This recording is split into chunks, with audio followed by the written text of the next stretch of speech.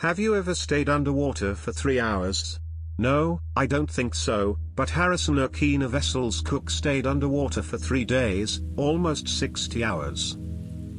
On May 26, 2013, 3 tugboats were sent into the sea for offshore oil rig drilling operations, as the Gulf of Guinea in the Atlantic Ocean is rich with petroleum-laden layers. The ship turned over and sank to the bottom of the ocean as the tugboat was caught by a large rouge wave. Due to piracy rules in the region, all crew members were supposed to lock their doors from inside.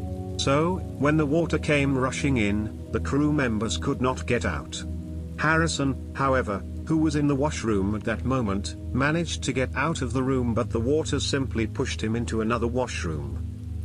There he found an overturned wash basin and held onto it to keep his head above the water. When the tugboat capsized, there was an immediate rescue operation. As the divers weren't prepared for deep diving, they could only stay at the depth of the wreck for limited time. As they didn't find any evidence of survivors, the rescue was called off.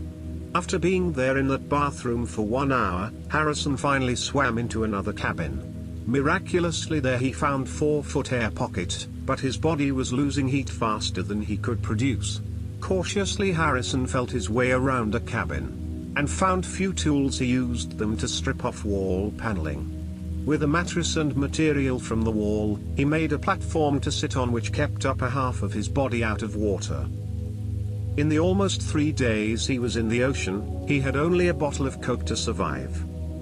He heard many sounds which terrified him. Fish splashing and eating noises as they nibbled at his former shipmen corpses. In the pitch darkness, Harrison was terrified.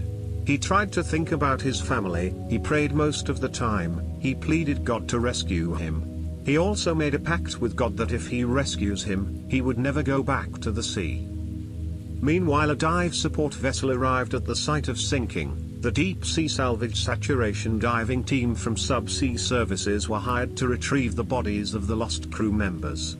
The 6 divers and 1 supervisor on top of the ship helping the diver and guiding them through microphone, and while watching the dive-through camera worn by a diver, the mission was started. They knew it was going to be difficult as the doors were locked due to piracy rules. The team spent an hour breaking through the external watertight door and a second metal door.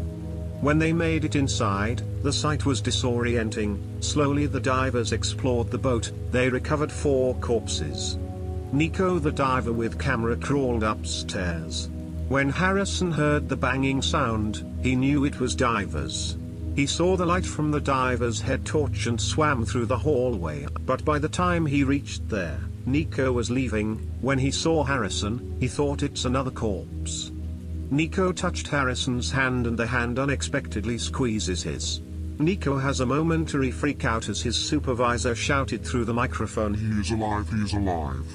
The divers were amazed to find Harrison alive. Generally, recreational divers don't stay at 100 feet for more than 20 minutes. In terms of them, they reached Harrison just in time. An additional danger came from carbon dioxide buildup. CO2 is fatal for humans at a concentration of 5%. Harrison stayed underwater in the small air pocket for 60 hours. As he breathed, he exhaled carbon dioxide, slowly increasing CO2% in the airspace. The divers described Harrison having CO2 poisoning. Being short of breath, he wouldn't last longer. The divers fitted him with an oxygen mask. It took him 20 minutes to get used to the breathing mask. Harrison was led to a diving bell which took him to the surface. He thought he was trapped for only 12 hours, but he was shocked to know he spent 60 hours underwater. From the diver's bell, Harrison was moved to the decompression chamber, where he stayed for another 2 days while his body was decompressed to the surface pressure. Of the 12 crew members, divers rescued 1 survivor and recovered 10 bodies. The search was called off due to dangerous conditions. Harrison was completely recovered and returned to his hometown in Nigeria. He suffered from nightmares for so long. He has taken cooking job on dry land and vowed never to take a job on boat.